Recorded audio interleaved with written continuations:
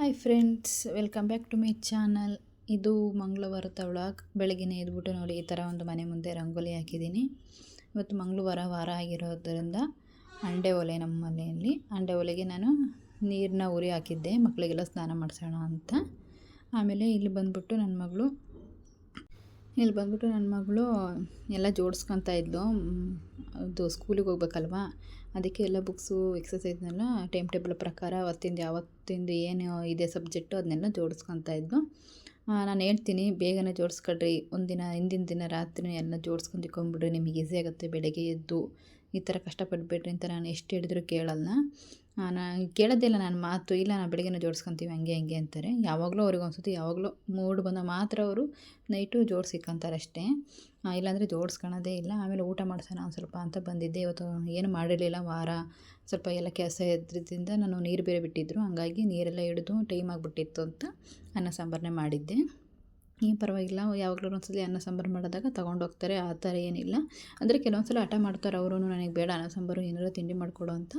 But ನಾನು ಕೇಳಬೇಕಲ್ಲ, ಅವ್ರಿಗಿನ ನಾನೇ ಹೆಚ್ಚು ಹಠ ಮಾಡ್ತೀನಿ. ಯಾಕಂದರೆ ನಾನು ಒಂದು ಸ್ವಲ್ಪ ಒಂದೇನಾದರೂ ಆವಾಜ್ ಹಾಕಿದ್ರೆ ಸಾಕು ನನಗೆ ಸುಮ್ಮನೆ ಆಗಿಬಿಡ್ತಾರೆ. ಯಾಕಂದರೆ ನಮಗೂ ಸ್ವಲ್ಪ ಕೆಲಸ ಇರುತ್ತೆ. ಬೆಳಗ್ಗೆ ಎದ್ದು ಪಾತ್ರೆ ಎಲ್ಲ ತೊಳೆದು ನೀಟಾಗಿ ಕಸ ಹೊಡೆದು, ನಾವು ಮನೆ ಬೆಳಗ್ಗೆ ನೀರು ಬಂದರೆ ನೀರು ಹಿಡಿದು ಸ್ನಾನ ಮಾಡಿಸೋಕ್ಕೆ ಅವರಿಗೆ ನೀರೆಲ್ಲ ಕಾಯಿಸ್ಬಿಟ್ಟು ನಮಗೂ ಎಷ್ಟೊಂದು ಕೆಲಸ ಇರುತ್ತೆ.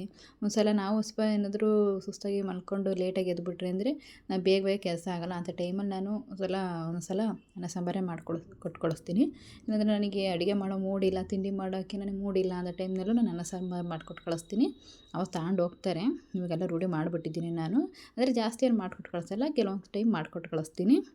ಆಮೇಲೆ ಅವಳು ಊಟ ಮಾಡೋದಂತ ನಾನೇ ಒಂದೆರಡು ತುತ್ತು ಊಟ ಮಾಡಿಸ್ತಿದ್ದೆ.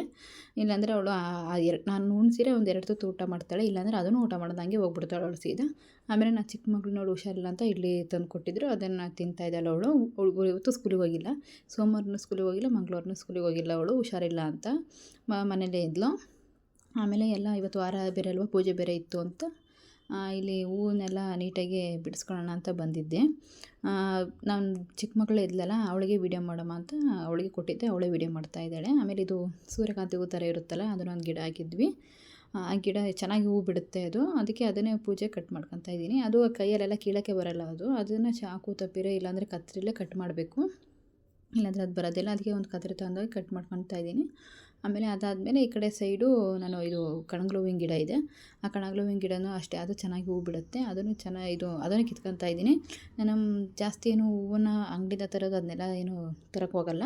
ಏನಾದರೂ ಹಬ್ಬ ಇದ್ದರೆ, ಫಂಕ್ಷನ್ ಇದ್ದರೆ ಮಾತ್ರ ನಾನು ಅಂಗಡಿಯಿಂದ ಹೂವನ್ನು ಎಕ್ಸ್ಟ್ರಾ ತೊಗೊಂಬರ್ತೀನಿ. ಅಷ್ಟೇ ಬಿಟ್ಟರೆ ನಾನು ಡೈಲಿ ಪೂಜೆಗಾಗಿರ್ಬೋದು, ವಾರ ಪೂಜೆಗಾಗಿರ್ಬೋದು, ನಾನು ನಮ್ಮ ಮನೆ ಹಿಂದ್ಗಡೆ ನಮ್ಮ ಮನೆ ಪಕ್ಕದಲ್ಲಿ ಹಾಕಿದ್ದೀವಲ್ಲ ಇದ್ದಲ್ಲಿ, ಆ ಹೂವನ್ನೇ ನಾನು ಜಾಸ್ತಿ ಬಳಸೋದು. ಮತ್ತು ಇಲ್ಲಿ ನನ್ನ ಎಡಗಡೆ ಸೈಡು ಇಲ್ಲಿ ದಾಸವಾಳ ಗಿಡನೂ ಇದೆ, ಅದು ಎಲ್ಲ ಕಡ್ದು ಹಾಕಿದ್ದೀವಿ ನೀಟಾಗಿ ಫಸ್ಟಿಂದ ಚಿಗುರಲಿ ಅಂತ. ಅದು ಫುಲ್ಲು ಮೇಕೆ ಸುಮ್ಮನೆ ಉದ್ದಕ್ಕೆ ಬೆಳ್ಕೊಂಡೋಗಿತ್ತು, ಅದು ಬಿಡೋದು ಹೂವು. ಅದಕ್ಕೆ ಎಲ್ಲ ನಮ್ಮಮ್ಮ ಬಂದ್ಬಿಟ್ಟು ಎಲ್ಲ ನೀಟಾಗಿ ಕಟ್ ಮಾಡಾಕಿದೆ. ನೀಟಾಗಿ ಮೊದಲಿಂದ ಚಿಗುರಲಿ, ಚೆನ್ನಾಗಿರುತ್ತೆ, ಮತ್ತು ಚೆನ್ನಾಗಿ ಚಿಗುರುತ್ತೆ ಅಂತ. ಆಮೇಲೆ ಅಲ್ಲಿ ಮಲ್ಲಿಗೆ ಹೂವಿನ ಬಳ್ಳಿನೂ ಇದೆ, ಅದು ಮಲ್ಲಿಗೆ ಹೂವಿನ ಟೈಮ್ ಬಂದಾಗ ತೋರಿಸ್ತೀನಿ. ಎಷ್ಟು ಚೆನ್ನಾಗಿ ಬಿಡುತ್ತೆ ಮಲ್ಲಿಗೆ ಹೂವಿಂದು ಗಿಡ ಅಂತ. ಅದನ್ನೆಲ್ಲ ಕಟ್ ಮಾಡಿರ್ತೀವಿ, ಒಂದು 2 ಬಳ್ಳಿ ನನಗೆ ಬಿಟ್ಕೊಂಡಿರ್ತೀವಿ. ಅದು ಮಳೆ ಬಂದಾಗ ಚಿಗುರಿ ಜಾಸ್ತಿ ಬಿಡುತ್ತೆ ಅದು ಹೂವು. ಆಮೇಲೆ ಇಲ್ಲಿ ನೋಡಿ, ಇಲ್ಲಿ ಬಸವನ ಪಾದ ಹೂವು ಇದೆಯಲ್ಲ, ಇದು ಅಷ್ಟೇ ಒಂದು 2 ಗಿಡ ಬಿಟ್ಟಿದ್ದು, ಅದನ್ನು ತೊಗೊಂಡು ಗಿತ್ಕೊಂಡು ಬಂದೆ. ನೋಡಿ, ಇಷ್ಟು ಹೂವು ಆದರೆ ಸಾಕು ನಮಗೆ ಡೈಲಿ ಪೂಜೆಗೆ, ನಾವೇನು ಎಕ್ಸ್ಟ್ರಾ ದುಡ್ಡು ಕೊಡ್ತಾರೆ ಅವಶ್ಯಕತೆ ಇರಲ್ಲ. ಆಮೇಲೆ ಎಲ್ಲ ಹುಡುಗರು ಸ್ಕೂಲಿಂದ ಬಂದ ಮೇಲೆ ಸಂಜೆಯಿಂದ ಇದನ್ನು ಒಳಗನ್ನ ಕಂಟಿನ್ಯೂ ಮಾಡ್ತಾಯಿದ್ದೀನಿ. ನೋಡಿ, ನನ್ನ ಮಗಳು ಎಗ್ ರೈಸ್ ತಂದು ಕೊಟ್ಟಿದ್ರು, ಅದಕ್ಕೆ ಎಗ್ ರೈಸ್ ತಿಂತಾಯಿದ್ದಾರೆ ಇಬ್ಬರು ಕೂತ್ಕೊಂಡು. ಹೇಳಿದೆ ನಾನು ಚಿಕ್ಕ ಮಗಳಿಗೆ, ಅವಳು ನಿನಗೆ ಹುಷಾರಿಲ್ಲ, ಕೆಮ್ಮಾಗುತ್ತೆ, ನೀನು ತಿನ್ನಬೇಡ, ಯಾಕಂದರೆ ಔಟ್ಸೈಡ್ ಮಾಡಿರೋದಲ್ವ, ತಿನ್ನಬೇಡ ಅಂತ ಕೇಳಿದ್ರು ಕೇಳಲ್ಲ. ಇಲ್ಲ ನಾನು ತಿಂತೀನಿ ಅಂತ ಹಠ ಮಾಡ್ತಾಳೆ. ಏನು ಮಾಡೋಕ್ಕಾಗಲ್ಲ, ತಿನ್ನೋ ಮಕ್ಕಳನ್ನ ನಾವು ಬಾಯಿ ಹಿಡಿಯೋಕ್ಕೂ ಆಗೋಲ್ಲ ಅಲ್ವಾ.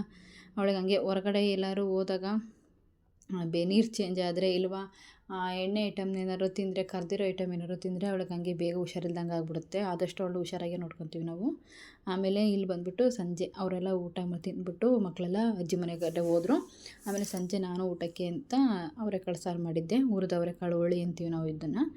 ಒಣಗಿದ ಅವರೆಕಾಳನ್ನು ಹುರಿದ್ಬಿಟ್ಟು ಸಾಂಬಾರು ಮಾಡೋದು ತುಂಬ ಸಖತ್ತಾಗಿತ್ತು ಮಾತ್ರ. ಆಮೇಲೆ ನಮ್ಮ ಮನೆಯವರು ಬಂದಿದ್ರು ಅಂತ ಮುದ್ದೆ ಮಾಡಿಬಿಟ್ಟು ಅವರಿಗೆ ಊಟಕ್ಕೆ ಇಟ್ಕೊಡ್ತಾ ಇದ್ದೀನಿ.